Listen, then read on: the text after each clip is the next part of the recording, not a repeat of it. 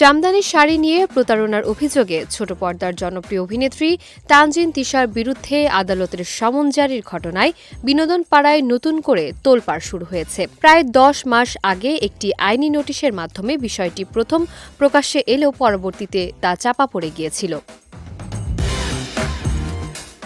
তবে সম্প্রতি আদালতের সমন জারির পর পুরনো সেই বিতর্ক আবারও সামনে আসায় এবার তিশার পক্ষ নিয়ে সামাজিক যোগাযোগ মাধ্যমে কথা বলেছেন অভিনেতা উপস্থাপক শাহরিয়ার নাজিম জয়।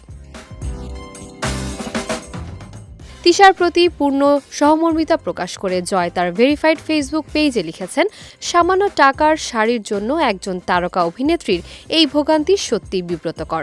এই আইনি ভোগান্তি দ্রুত কেটে গেলেও সাধারণ মানুষের মনে হয়তো দীর্ঘদিনের জন্য দাগ থেকে যাবে যে তানজিন তিশা শাড়ি নিয়ে প্রতারণা করেছিলেন। মানুষ তখন তার দুর্দান্ত অভিনয়ের চেয়ে এই বিতর্ককেই বেশি মনে রাখবে।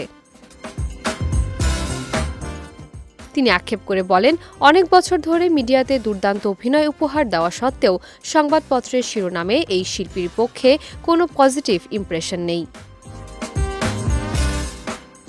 তবে তিশার দুঃসময়ে পাশে দাঁড়ালেও নিজের ভেতরের এক পুরনো ক্ষোভ ও অপমানের কথা অকপটে শেয়ার করেছেন জয়। তিনি উল্লেখ করেন, 2 বছর আগে আমেরিকার একটি অনুষ্ঠানে তিনি লোকমুখে শুনেছিলেন যে জয় স্টেজে উঠলে তিশা নাকি স্টেজে উঠবেন না। এমনকি আরেকটি অ্যাওয়ার্ড শোতেও জয়কে দেখে তিশা মন্তব্য করেছিলেন, উনি এখানে কেন? তিশার খুব কাছের মানুষের মুখে এসব কথা শুনে বেশ কষ্ট পেয়েছিলেন জয়। তবে অতীতের সেই ব্যক্তিগত তিক্ততা ভুলে এই সংকটের দিনে সহকর্মী হিসেবে তিশার পাশে দাঁড়িয়েছেন তিনি।